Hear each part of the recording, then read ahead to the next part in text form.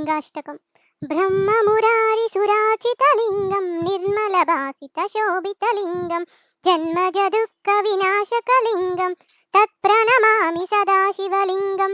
देवमुनिप्रवरार्चितलिङ्गं कामदहनकरुणाकरलिङ्गं रावणदर्पविनाशकलिङ्गं तत्प्रणमामि सदाशिवलिङ्गं। सर्वसुगन्धसुलेपितलिङ्गं बुद्धिविवर्धनकारणलिङ्गं सिद्धसुरासुरवन्दितलिङ्गं तत्प्रणमामि सदाशिवलिङ्गं। कनकमहामणिभूषितलिङ्गं दक्षसुयज्ञविनाशनलिङ्गं फणिपतिवेष्टितशोभितलिङ्गं तत्प्रणमामि सदाशिवलिङ्गं। कुङ्कुमचन्दनलेपितलिङ्गं पङ्कजहारसुशोभितलिङ्गं सञ्चितपापविनाशनलिङ्गं तत्प्रणमामि सदाशिवलिङ्गं।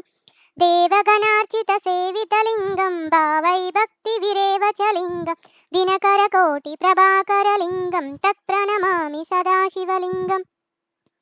अष्टदलोपरिवेष्टितलिङ्गं सर्वसमुद्भवकारणलिङ्गम् अष्टदरिद्रविनाशनलिङ्गं तत्प्रणमामि सदाशिवलिङ्गम्।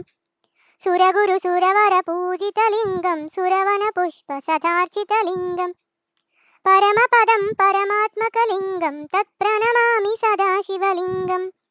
लिङ्गाष्टकम् इदं पुण्यं यः पठेत् शिवसन्निधौ शिवलोकमहोन्नतिः शिवेन सह मोदते।